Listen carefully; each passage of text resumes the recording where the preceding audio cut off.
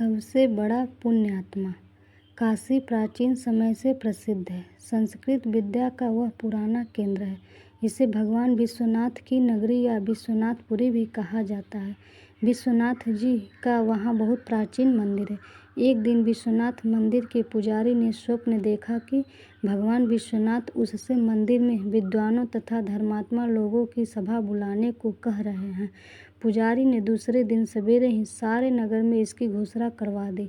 काशी के सभी विद्वान, साधु और अन्य पुण्यात्मा, दानी लोग भी गंगा जी में स्नान करके मंदिर में आए।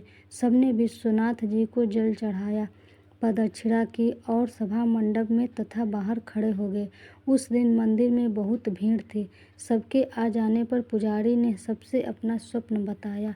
सब लोग हर हर महादेव की ध्वनि करके शंकर जी की प्रार्थना करने लगे। जब भगवान की आरती हो गई, घंटे घड़ियाल के शब्द बंद हो गए और सब लोग प्रार्थना कर चुके, तब सबने देखा कि मंदिर में अचानक खूब प्रकाश हो गया है। भगवान विश्वनाथ की मूर्ति के पास एक सोने का पात्र पड़ा था, जिस पर बड़े बड़े रत्न जड़े हुए थे। उन रत्नों की चमक से ही मंदिर में प्रकाश हो रहा था। पुजारी ने वह रत्न जड़ित स्वर्ण पात्र उठा लिया। उस पर हीरो के अक्षरों में लिखा था, सबसे बड़े दयालु और पुण्यात्मा के लिए यह विश्वनाथ जी का उपहार है। पुजारी जी बड़े त्यागी और सच्चे भगवत भक्त थे। उन्होंने वह पात्र उठाया, सबको दिखाया। वे बोले, प्रत्येक सोमवार को यहाँ विद्वानों की सभा होगी। जो सबसे बड़ा पुण्यात्मा और दयालु अपने को सिद्ध कर देगा, उसे यह स्वर्ण पात्र दिया जाएगा। देश में चारों ओर यह समाचार फैल गया। दूर दूर से तपस्वी, त्यागी, व्रत करने वाले, दान करने वाले लोग काशी आने लगे। एक साधु ने कई महीने लगातार चांद्रायण व्रत किया था। वे उस स्वर्ण पात्र को लेने आए, लेकिन जब स्वर्ण पात्र उन्हें दिया गया, उनके हाथ में जाते ही वह मिट्टी का हो गया। उसकी ज्योति नष्ट हो गई। लज्जित होकर उन्होंने स्वर्ण पात्र लौटा दिया। पुजारी के हाथ में जाते ही वह फिर सोने का हो गया और उसके रत्न चमकने लगे। एक धर्मात्मा ने बहुत से विद्यालय बनवाए थे, कई स्थानों पर सेवाश्रम चलाते थे।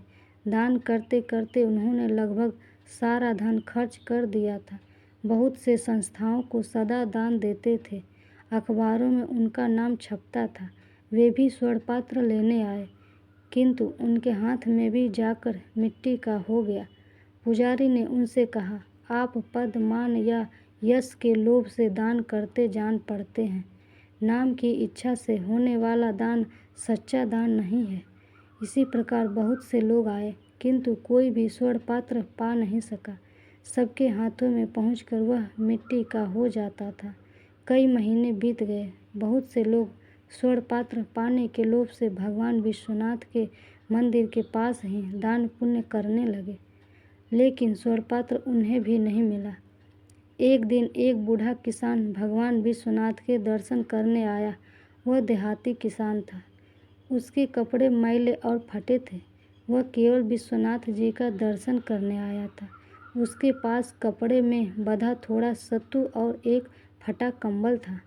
लोग मंदिर के पास गरीबों को कपड़े और पूरी मिठाई आदि बांट रहे थे,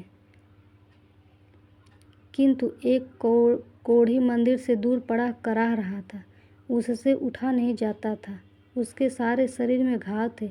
वह भूखा था, किंतु उसकी ओर कोई देखता तक नहीं था। बूढ़े किसान को कोढ़ी पर दया आ गई। उसने अपना सत्तू उसे खाने को दे दिया और अपना कंबल उसे उड़ा दिया।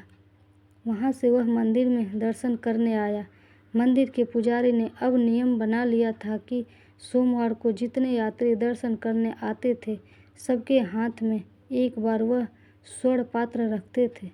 बूढ़ा किसान जब विश्वनाथ जी का दर्शन करके मंदिर से निकला, पुजारी ने उसके हाथ में स्वर्ण पात्र रख दिया। उसके हाथ में जाते ही स्वर्ण पात्र में जड़े रत्न दुगुने प्रकाश से चमकने लगे। सब लोग बूढ़े की प्रशंसा करने लगे। पुजारी ने कहा, जो निर्लोभ है, दीनों पर दया करता है, जो बिना किसी स्वार्थ के दान करता है और दुखियों की सेवा करता है, वही सबसे बड़ा पुण्यात्मा है।